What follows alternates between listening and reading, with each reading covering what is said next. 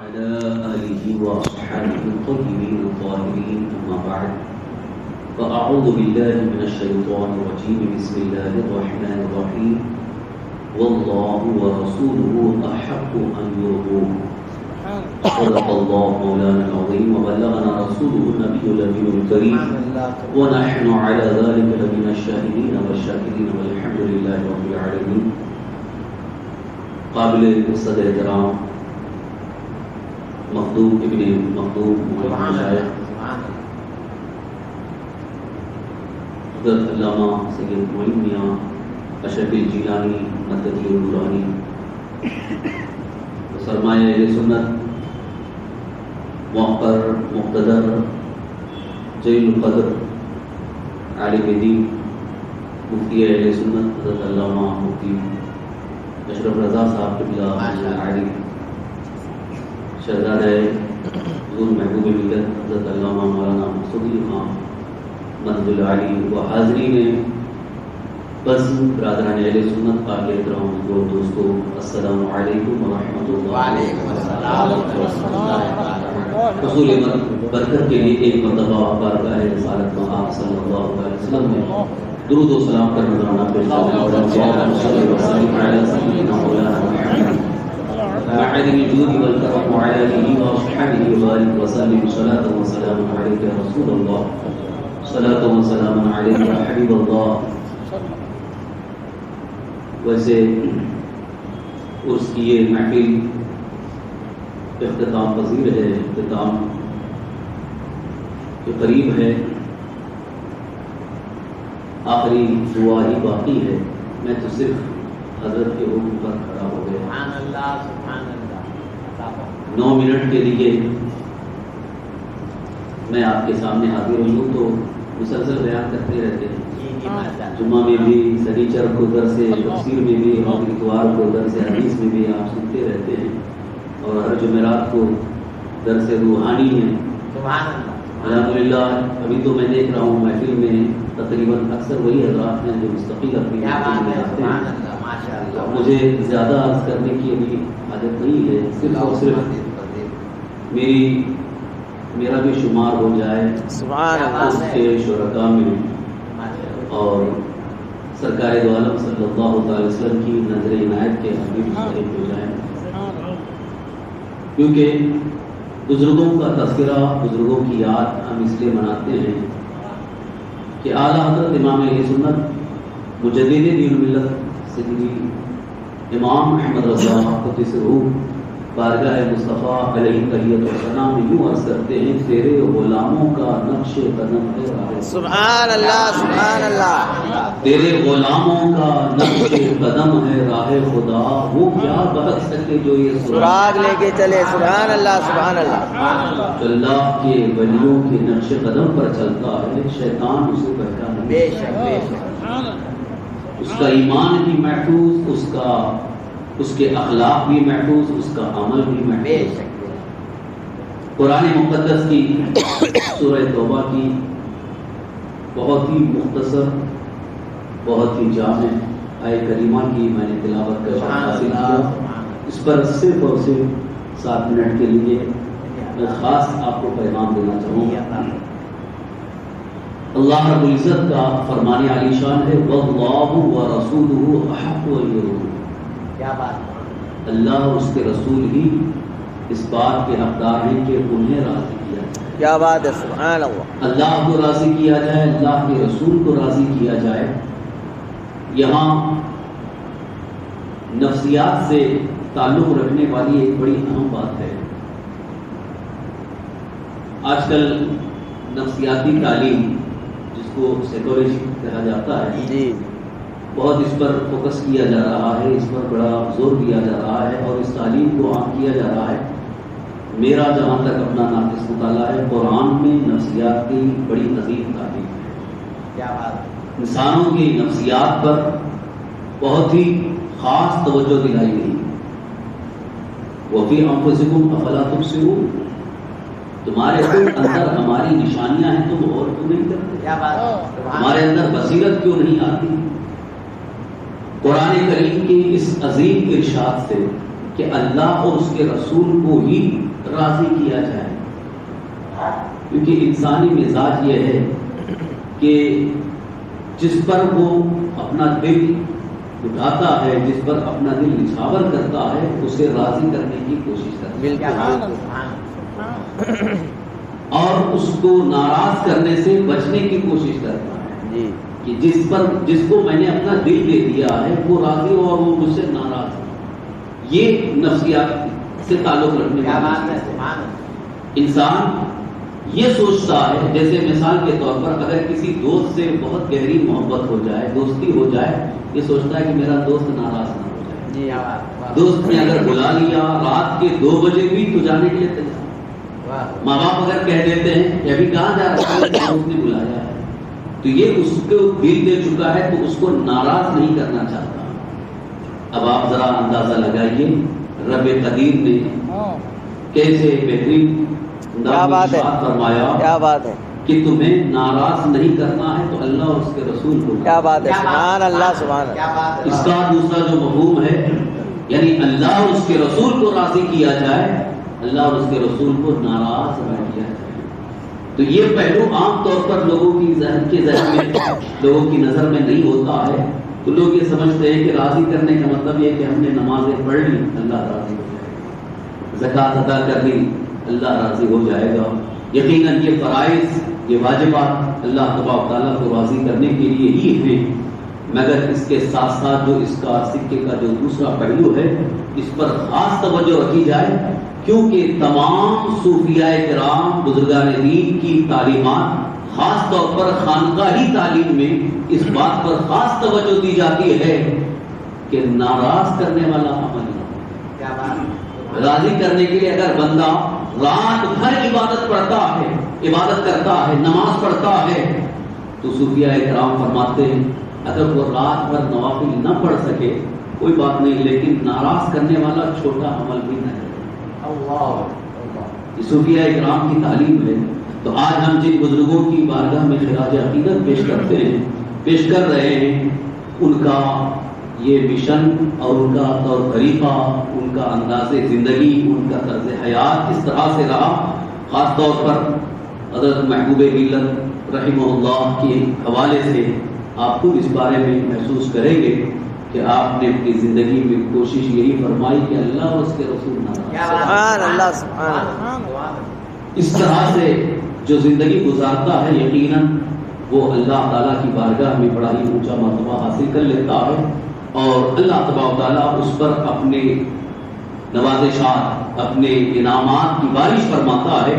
اب آئیے اس میں خاص توجہ چیز میں جو کروں گا وہ یہ ہے کہ اللہ کو راضی کرنا یقیناً یہ بہت ہی مشکل کام ہے۔ اللہ تبارک و تعالیٰ کی رضا کے لیے اللہ کی ناراضگی کے کون کون سی صورتیں، کون سی چیزیں ہیں، ان سے بچنے کے لیے بہت زیادہ علم چاہیے۔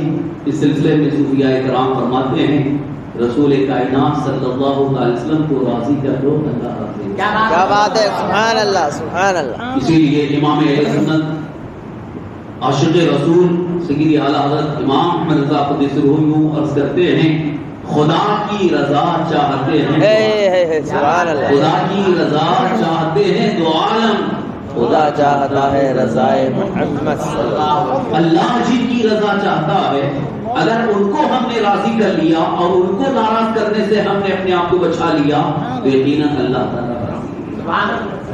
قرآن مقدس میں اللہ تبارک و تعالیٰ نے بھی ارشاد فرمایا قد نرى تقلب وجهك في السماء فلنولينك قبلة ترضاها فول وجهك شطر المسجد الحرام۔ آقا کریم صلی اللہ تعالی وسلم کی خواہش تھی، دلی خواہش یہ تھی کہ ہمارا قبلہ خانہ کعبہ ہو جائے۔ سرکار دو عالم صلی اللہ علیہ وسلم نے شروع میں کعبہ کی طرف رخ کر کے نماز ادا فرمائی، پھر اس کے بعد بیت المقدس کی طرف رخ کر کے نماز پڑھنے کا سلسلہ جاری رہا۔ مدینہ طیبہ تشریف لانے کے بعد بھی 16 مہینے یا 16.5 یا 17 مہینے بیت المقدس ہی کی طرف رخ کر کے نماز ادا فرماتے رہے، لیکن دلی تمنا یہ تھی کہ جد امجد حضرت سیدنا ابراہیم خلیل اللہ علیہ السلام نے جس خانہ کعبہ کو تعمیر فرمایا وہ ہمارا قبلہ ہو جائے۔ کیا بات ہے، سبحان اللہ۔ مسجد میں نماز ادا فرما رہے ہیں، اچانک آپ کی نگاہ اوپر اٹھی اللہ تبارک و تعالیٰ کا ارشاد ذرا غور کیجیے. رب ارشاد فرماتا ہے قد نرا تقلب وجهك في السماء. آپ کا آسمان کی طرف نگاہ اٹھا کر کے دیکھنا، ہم دیکھ رہے ہیں. کیا بات ہے، سبحان اللہ. ہم دیکھ رہے ہیں کہ آپ کی تمنا کیا ہے، آپ کی خواہش کیا ہے، آپ کی آرزو کیا ہے. قد نرا تقلب وجهك في السماء فلنولینک قبلۃ ترضاها. ہم ضرور آپ کو اس قبلے کی طرف پھیریں گے جو آپ چاہتے ہیں. کیا بات ہے، جس سے آپ راضی ہیں. یہ قرآن کریم کی آیت رضائے مصطفیٰ کے حصول کے لیے اتنی صاف صریح ہے کہ اس اندھے کو اس سے سبق حاصل کرنا چاہیے جو کہتا ہے کہ رسول کے چاہنے سے کچھ نہیں. معاذ اللہ، معاذ اللہ رب العالمین. رسول کے چاہنے سے کچھ نہیں ہوتا ہے. رب ارشاد فرماتا ہے فَلَنُوَلِّيَنَّكَ قِبْلَةً تَرْضَاهَا. ہم اسی قبلے کی طرف آپ کو پھیریں گے جو آپ چاہتے ہیں، جن سے آپ راضی ہیں. یا رسول اللہ. اللہ تبارک و تعالیٰ نے اپنے حبیب صلی اللہ علیہ وسلم کی رضا کا اظہار کیوں ارشاد فرمایا کہ آپ جو قبلہ چاہ رہے ہیں اسی کی طرف. اس کے اندر بہت ساری حکمتیں ہیں، تفصیل کے لیے وقت نہیں ہے. میں صرف اور صرف یہ دعوت کا ذکر دینے آیا ہوں کہ بزرگوں کا مشن یہ رہا، ہمارے صوفیاء کرام اولیاء کاملین کا مشن یہ رہا کہ اللہ کے حبیب ہمارے آقا صلی اللہ علیہ وسلم کو راضی کیا جائے. اور انہیں راضی کرنے کے لیے آپ کو اپنی دنیا چھوڑنی پڑے، چھوڑنا پسند کرو. بہت ساری قربانیاں دینا پسند پڑے تو قربانی دے لو، لیکن رسول پاک صلی اللہ علیہ وسلم کو ناراض کرنے کی کوشش نہ کرو. سرکار دو عالم صلی اللہ علیہ وسلم کی رضا کا ایک بڑا اہم کام جس کو ہمارے اکثر بزرگان دین نے ہمیشہ اپنی زندگی کے ساتھ رکھا، اس کی طرف توجہ کی اور امت مصطفیٰ کو اس کی طرف توجہ دلائی، وہ ہے طلب علم دین. سبحان اللہ، سبحان اللہ. علم دین حاصل کرنا اس میں بے پناہ رضا مصطفیٰ ہے. اللہ کے رسول سرور کائنات صلی اللہ علیہ وسلم کی رضا اس میں ہے کہ حضور صلی اللہ علیہ وسلم کے مشکات نبوت سے چھن کر جو علم دنیا میں پھیلا وہ علم دین حاصل کیا جائے. بس ایک روایت عرض کرتا ہوں، اس سے آپ سمجھ جائیں. رسول کائنات صلی اللہ علیہ وسلم تشریف فرما ہیں، صحابہ اکرام بیٹھے ہوئے ہیں. حضرت اسرائیل علیہ السلام ملک الموت بارگاہ مصطفیٰ میں حاضر ہوتے ہیں. عرض کرتے ہیں یا رسول اللہ آپ کے فلاں صحابی کا آخری وقت آ گیا ہے، انتقال کا وقت آ گیا ہے. اب آپ سوچئے اگر کسی کو انتقال کی خبر مل جائے، پہلے تو گھبرا جاتا ہے لیکن پھر اس کے بعد سوچتا ہے جب جاننا ہی ہے تو آخری کوئی ایسا عمل کیا جائے جو ہمارے لیے باعث نجات ہو، اللہ اس کے رسول کی رضا کا سبب بن سکے. تو صحابی کی آخری وقت کی اطلاع حضرت اسرائیل نے حضور کی بارگاہ میں پیش فرمائی تو حضور اکرم صلی اللہ علیہ وسلم نے اس صحابی کو بلائے اور ان سے فرمایا کہ تمہارا آخری وقت آ گیا، تمہارا آخری وقت آ گیا ہے، روح نکلنے کا وقت ہے. تو وہ پوچھتے یا رسول اللہ میں کون سا عمل کروں جس سے میرے لیے کامیابی کا باعث بن سکے. اب آپ ذرا اندازہ لگائیے کہ ان کی خواہش کیا ہوتی تھی، صحابہ کی خواہش کیا ہوتی تھی. سرکار دو عالم صلی اللہ علیہ وسلم راضی ہو جائیں. یا رسول اللہ کوئی ایسا عمل آپ بتا دیں جس سے آپ راضی ہو جائیں. تو حضور اکرم صلی اللہ علیہ وسلم نے ارشاد فرمایا طلب علم میں لگ جاؤ. کیا بات ہے، سبحان اللہ. علم حاصل کرنے میں لگ جاؤ.